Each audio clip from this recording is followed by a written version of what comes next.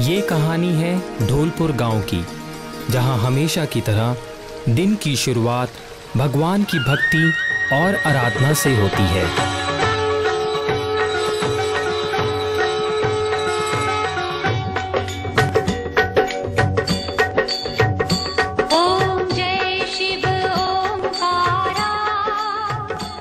इसी गांव में एक लोहे का सौदागर भी रहा करता था, जो कि लोहे का व्यापारी था, जिसका नाम था खोटाराम।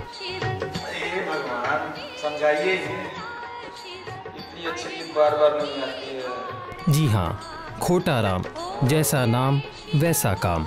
खोटाराम बहुत ही आलसी, चालाक और लालची था।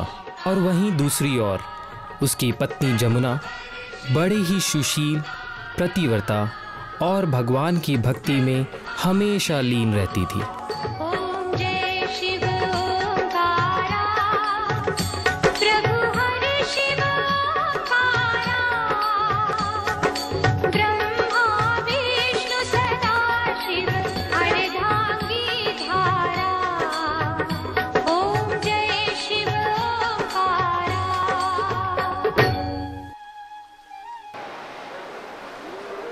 लो बेटा प्रसाद लो।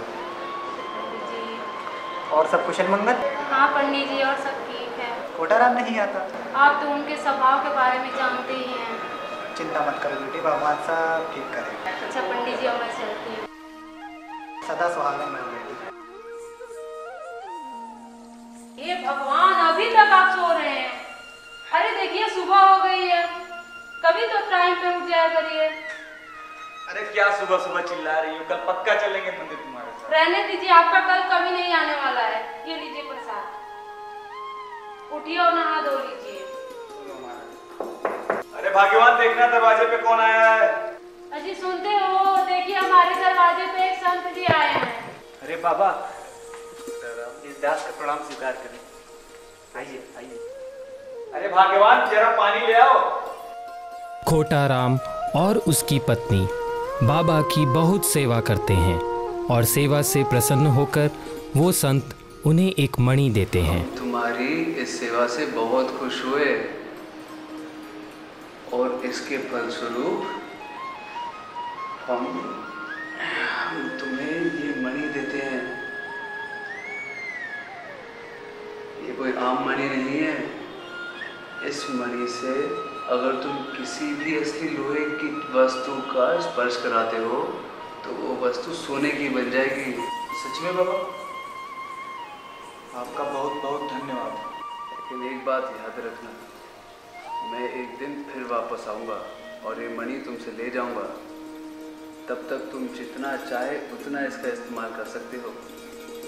इतना कहकर वो संत वहाँ से चले जाते हैं। संत के जाने के बाद खोटाराम कोई असली लोहे की चीज खोजने लगता है।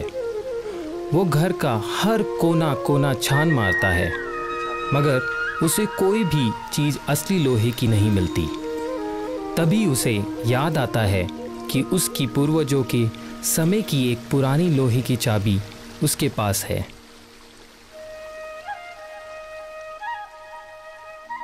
तो देखना है मणि काम करती भी है कि नहीं।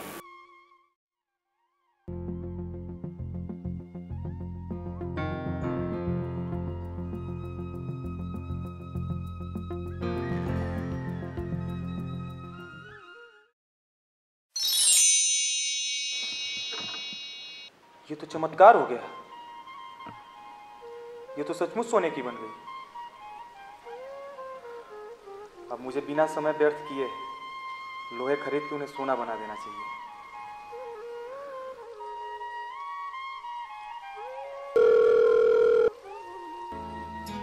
हेलो करोड़ीमल जी।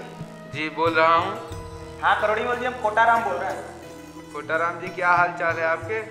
सब भगवान की दया से कुशल मंगल। अपना सुनाइए। बस भोले बाबा कृपा से आनंद मंगल है। और सुनाइए, कैसे याद किया आपने? अरे लोहे का दाम जानना था। क्या है, क्या भाव चल रहा है? 31,000 रुपये चल रहे हैं। यार ज़्यादा नहीं है? कुछ कम होने का आसार है कि नहीं? हो सकता है कुछ दिन में कम हो जाए। कम हो जाएगा तो बताइएगा थोड़ा। जरूर जरूर, आपको जरूर बताएंगे। जी अच्छा, धन्यवाद। क्यों ना किसी और से दाम पता किया जाए। मगर करोड़ी मल जी लोहे के सबसे बड़े व्यापारी और अपने खास जानकार भी, और पूरे लोहा मंडी में इनका दाम का कोई मुकाबला नहीं। मगर करे तो करे क्या, दाम भी तो ही बढ़ा हुआ है। कोई बात नहीं, आज के दिन इंतजार करता हूँ, हो सकता है कल लोहे का दाम कम हो जाए। और ये कहावत भी तो खूब कही है किसी ने, सब्र का फल मीठा होता है।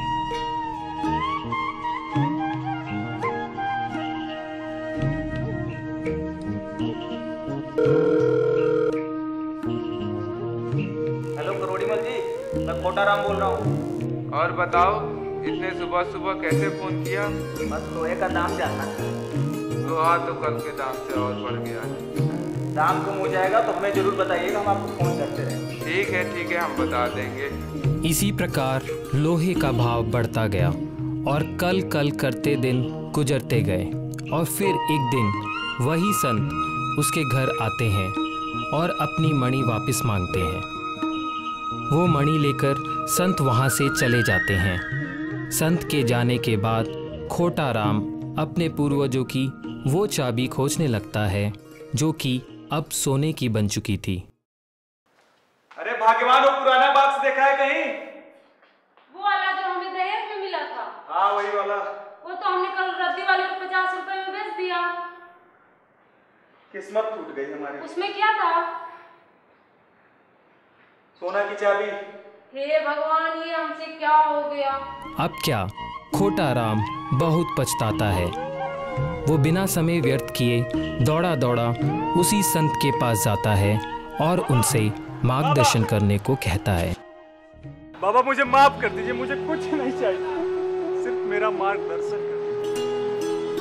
उठो खोटाराम, उठो।